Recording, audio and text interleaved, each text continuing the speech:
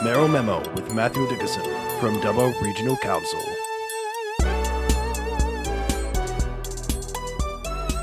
Triple M, it's your newest way to wake up with Jodi and Matho. Jodi, joined by the Mayor of Dubbo, Matthew Dickinson, this morning. How are you, Matthew? Always my pleasure. Very exciting to be talking to Jodi and Matho. How are you two going? Yeah, doing good. I was wondering if he was going to say Matho. It's very exciting talking to Jodi and Matho. I think I'm the new favourite. I think so. We've got a little bit to talk about, Mr. Mayor, but I want to bring up this reduction, this proposed reduction in the amount of committees council has. Yeah, well, I'm not really keen on this concept. It is going to council on Thursday night. It is a democracy we live in. We've got 10 councillors that make decisions.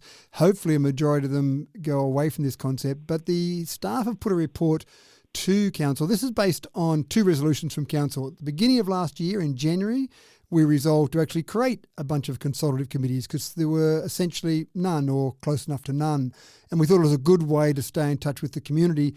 In March, we started going down that process to start creating those committees. And in March last year, we said we'd have a review and just have a look at them and see how they were going by October this year. So the committees got up and going. We put members on the committee. We had an EOI process and the meetings started around August to September, maybe October last year. So we've now had the review. They've been going for less than a year.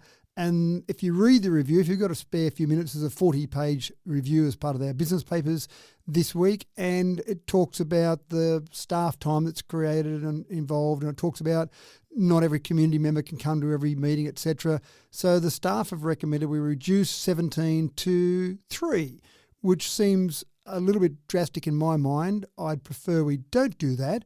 But that'll be an interesting debate at the council meeting. My preference would be to keep all 17 of those committees because we did form them for this term of council. So that'll be interesting, and hopefully some of those people that are on those committees come along to the council meeting and talk about how important it is for them to have that voice through to the council. Yeah, absolutely. Sounds very important. Yes, and now the Dubbo Visitor Guide has launched.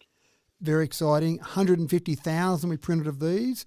That'll go out to 160 visitor information centres across the eastern seaboard, Victoria, Queensland, obviously our state and the ACT.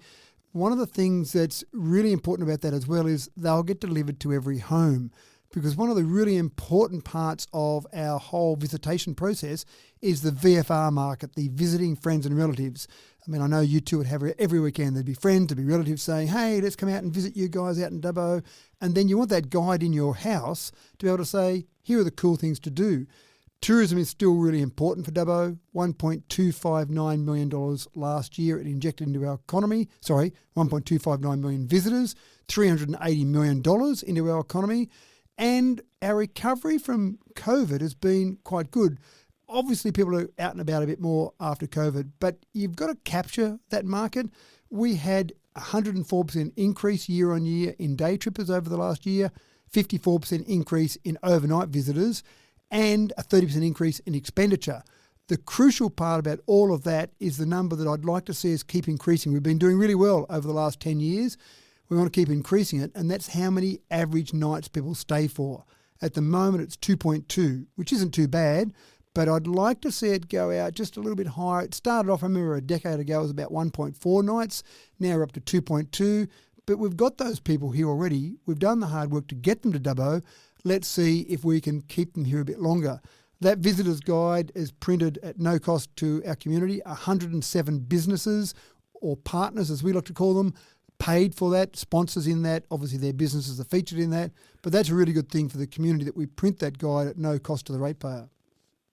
You know, it seems like there's a boon happening here in Dubbo, which I hope continues on for many years to come. One thing, though, that is a bit of a hair in people's hats, I don't know if that's a saying. Is it? It is now. Is the pool. We've got a private operator with the pool. They say they're having a bit of staffing troubles. The kiosk isn't open, things like that. What's happening with the pool? Yeah, well, you've hit the nail on the head. It is a bit of a staffing problem there. It's tough to get staff now. We're at the Rhinos last Friday night. I talked to many businesses there, and a lot of those businesses were saying it's fantastic. Things are really busy. We've got lots happening. The renewable energy zone here, it's all great, but we just can't get enough staff. And so we looked through the way we'd been running the pool many years ago. It was always contracted externally. around 2017, 18, somewhere thereabouts, the last council made a decision to bring the operation of the pool internally.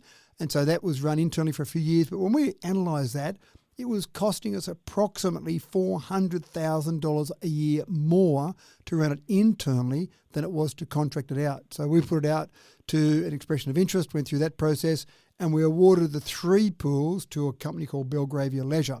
Now, they run many pools across Australia and New Zealand, so a large organisation, but they have had a bit of an issue with just getting enough staff to be there. Now, they have got a big advantage over council if we were still running it, because they've got the ability to bring staff in from other pools around the area. And that's what they've been doing to fill some of those holes.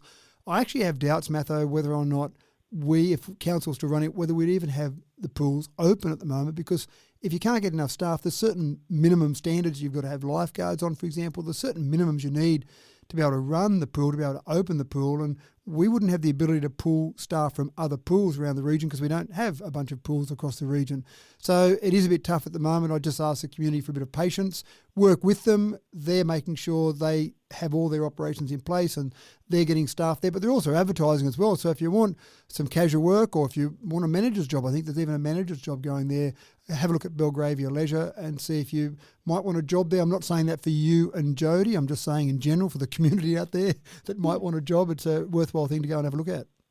Well, if they still let me wear the bikini here to work, I'm still happy to stay here. But yeah, it'd be a pretty cool job, I reckon. Just pool all day. Nice tan. Yeah, it'd be lovely. Hang out, it'd be good. And I went Thank down there you so the other day, just had a bit of a chat to a couple of the lifeguards. And look, they do work hard and it's very serious. I talked about some of the rescues they've had to do. But yeah, it does sound like a pretty reasonable sort of job, especially in that holiday sort of job. That sounds like a lot of fun.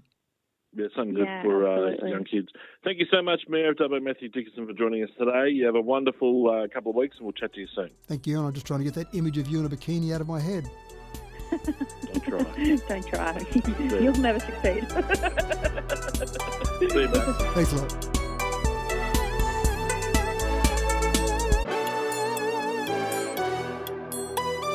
Mayoral Memo with Matthew Dickinson from Dubbo Regional Council.